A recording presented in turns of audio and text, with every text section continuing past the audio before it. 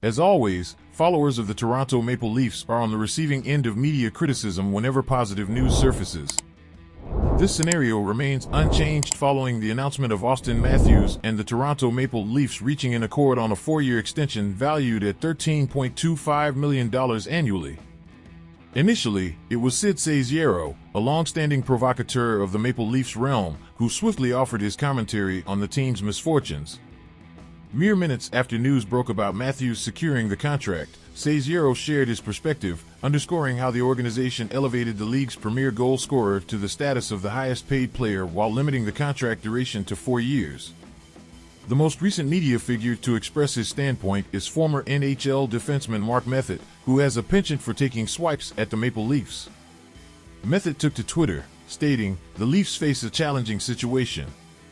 $13.2 million for one player, with the potential for his partner to earn $14 million or more. Not to mention Nylander's contract coming up as well. I don't foresee this team achieving any significant success in the near future." Disregard the hubbub surrounding the Toronto Maple Leafs. In addition to the views of these two media figures, numerous comments pervade social media, consistently asserting that the Maple Leafs erred by designating Matthews as the NHL's highest-paid player. What they fail to comprehend is that although he holds the highest monetary value, he hasn't received the most substantial financial package to date. The $13.25 million, 4-year deal is both an advantageous arrangement for the club and a commendable arrangement for the player. The Toronto Maple Leafs have secured the league's preeminent goal scorer since his debut 7 seasons ago, an individual who has twice won the Rocket Richard Trophy and registered a 60-goal season, despite contending with injuries virtually every year. The organization was only required to allocate 15.87% of the prevailing salary cap to Matthews, a proportion that is likely to decrease to 15% by the commencement of his contract. By way of comparison, the subsequent players all inked deals with higher cap percentages, thereby placing their respective teams in more arduous fiscal predicaments than the Maple Leafs. Alex Ovechkin, 18.96%. Connor McDavid, 16.67%. Patrick Kane, 15.22%. Jonathan Toews, 15.22%. Alex Ovechkin signed his deal carrying an 18.96% cap hit during the heart of the 2007 to 2008 NHL season, commanding $9.54 million. To contextualize, had Matthews inked a comparable contract at the time, it would have amounted to $7.98 million. Furthermore, if he had agreed to the same terms as Ovechkin's present-day agreement, the contract value would have reached $15.83 million, information sourced from CapFriendly.com.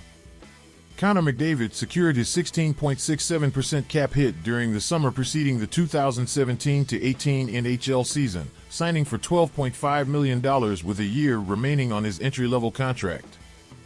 By way of comparison, applying the terms of McDavid's deal to Matthews' new agreement, the latter's contract would be evaluated at $11.9 million.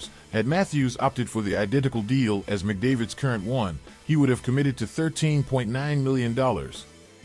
Both Kane and Toews sealed their $10.5 million contracts with 1 year remaining on their prior agreements, at a cap hit of 15.22% during the summer of 2014. If Matthews had agreed to a contract reflecting the same cap percentage that summer, his deal would have amounted to $10.9 million.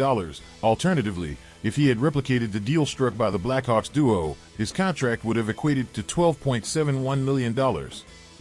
Individuals contributing opinions about salaries should prioritize the cap percentage over the monetary value. Supporters of the Toronto Maple Leafs can be confident that the Matthews contract is a remarkable bargain at $13.25 million and does not jeopardize the team's future prospects. This move affords the team the opportunity to secure a Hart Trophy and 2-time Rocket Richard Trophy winner throughout his prime years at a favorable rate.